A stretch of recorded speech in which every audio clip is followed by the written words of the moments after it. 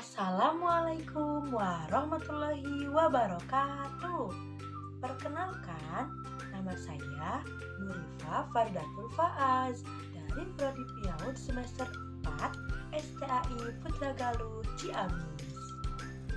Teman-teman, video ini diupload untuk memenuhi tugas mata kuliah manajemen kelas oleh dosen pengampu Bapak Nukman Isanda MPD.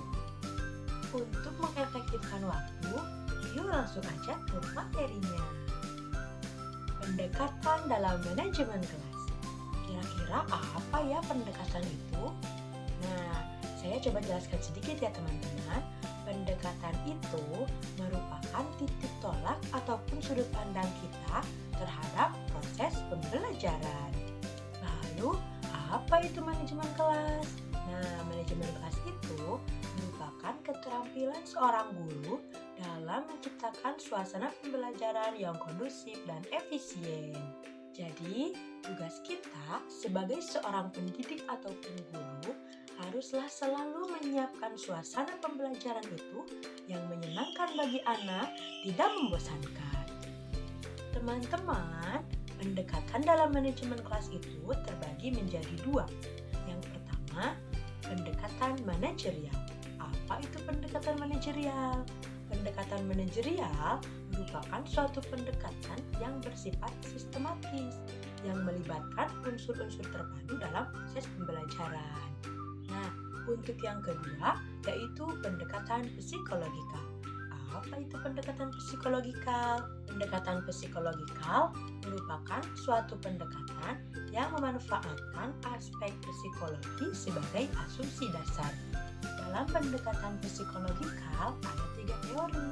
Yang pertama, teori behaviorisme, yang kedua, teori Gestalt, dan yang ketiga, teori kognitif. Yang pertama yaitu teori behaviorisme. Dalam teori behaviorisme, guru itu diharuskan untuk selalu menciptakan suasana dan program pembelajaran yang efektif dan efisien. Kemudian, dalam teori behaviorisme itu ada 4 proses pengontrol manusia. Apa saja ya? Yang pertama ada penguat positif.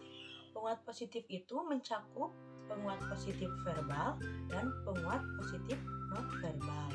Kemudian yang kedua ada hukuman. Lalu yang ketiga ada penghapusan dan penundaan. Dan yang keempat ada penguat negatif. Yang kedua ada teori Gestalt. Nah, teori Gestalt ini lebih ke reaksi terhadap stimulus total. Implikasinya dalam pembelajaran yaitu yang pertama ada pengalaman, yang kedua pembelajaran yang bermakna, dan yang ketiga perilaku yang memiliki tujuan. Dan yang ketiga yaitu teori kognitif. Nah, teori kognitif ini lebih menekankan pada potensi intelektual. Implikasi teori kognitif dalam pembelajaran. Yang pertama yaitu memusatkan perhatian kepada cara berpikir ataupun proses mental anak. Yang kedua, mengutamakan peran siswa dalam berinisiatif dan aktif dalam belajar. Dan yang ketiga, yaitu mengutamakan peran siswa untuk saling berinteraksi. Nah, teman-teman, dari pembicaraan tadi dapat ditarik kesimpulan bahwa pendekatan manajemen kelas itu merupakan unsur penting yang harus dikuasai oleh pengajar sebelum mempersiapkan perencanaan pembelajaran. Pendekatan dalam manajemen kelas itu terbagi menjadi dua, yaitu pendekatan manajerial dan pendekatan psikologikal.